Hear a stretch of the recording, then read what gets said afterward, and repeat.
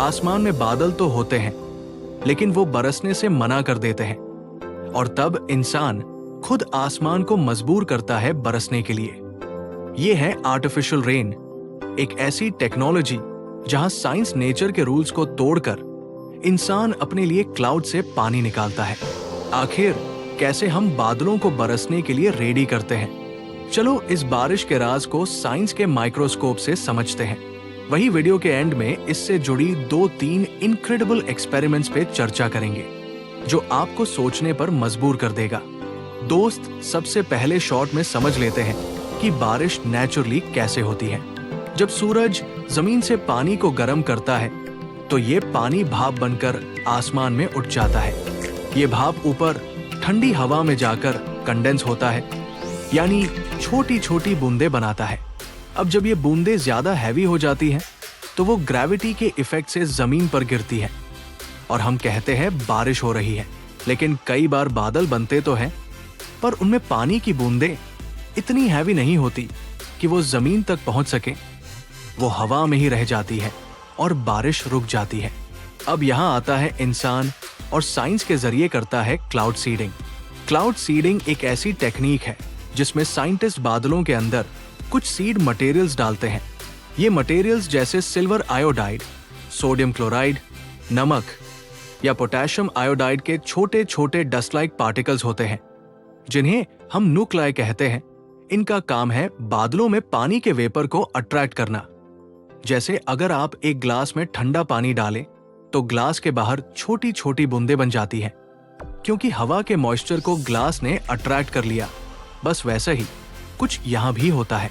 मौसम वैज्ञानिक, मीटेरोलॉजिस्ट्स सैटेलाइट और रडार की मदद से ऐसे बादल ढूंढते हैं जिनमें काफी नमी, मॉइस्चर हो, लेकिन बारिश नहीं हो रही हो। ऐसे क्लाउड्स को कहते हैं सुपर कोल्ड क्लाउड्स। इनके अंदर पानी तो होता है, लेकिन टेम्परेचर 0 से कम होने के बावजूद बर्फ नहीं बनती।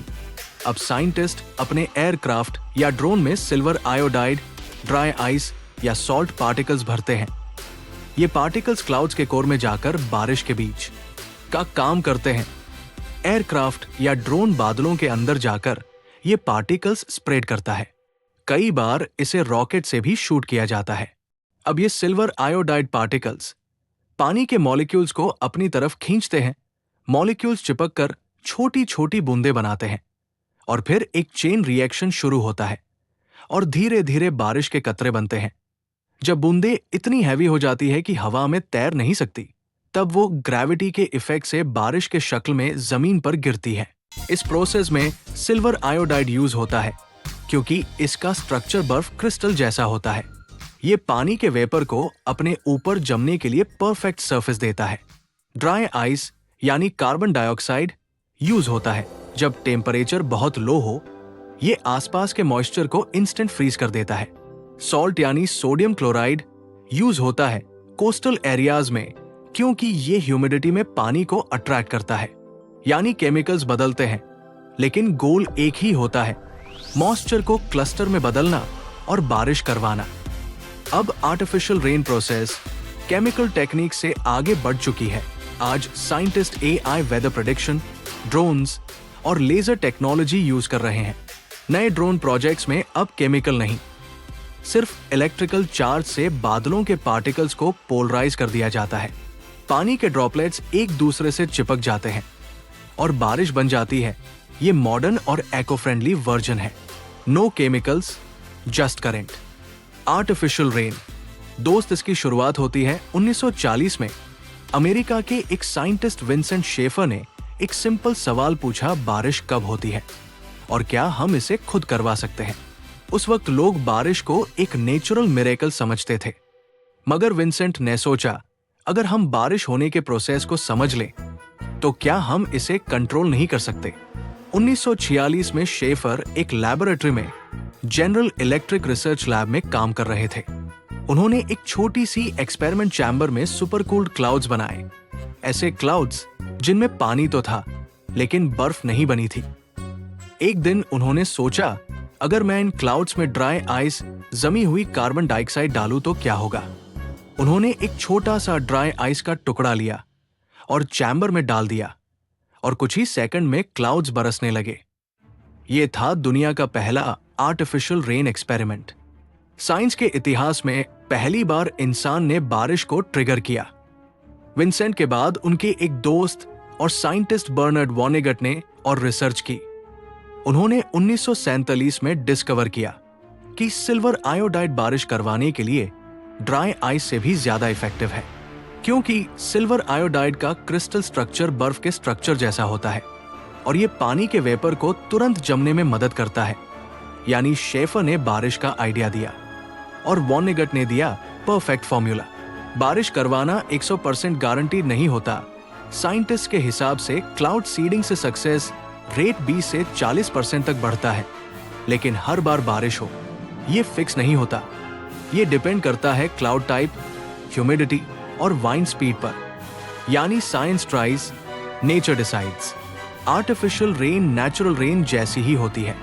लोग सोचते हैं आर्टिफिशियल रेन में केमिकल वाटर पड़ता है, लेकिन असल में सिल्वर आयोडाइड या ड्राई आइस सिर्फ ट्रिगर करता है।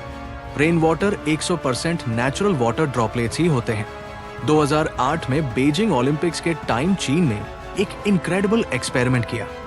उन्होंने चाहा कि ओपनिंग सेरेमनी के वक्त बारिश न हो, तो उन्होंने सेरेमनी से एक दिन पहले आसपास के बादलों में क्लाउड सीडिंग रॉकेट्स छोड़े ताकि वो बादल पहले ही बरस जाए।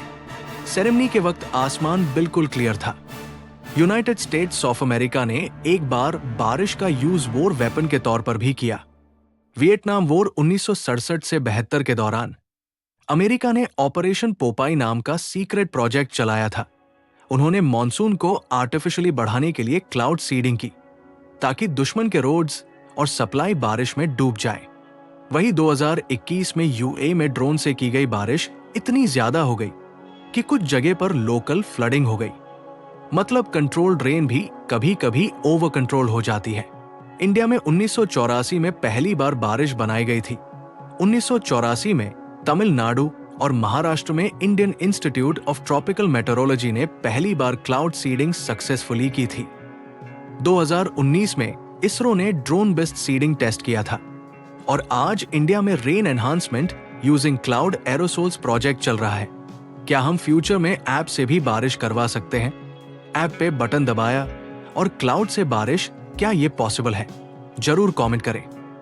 वहीं चीन और यूएई दोनों एआई बेस्ड क्लाउड सिस्टम्स बना रहे हैं, जिनमें वेदर डेटा एनालाइज करके एक रेन कमांड सिस्टम डेवलप हो रहा है।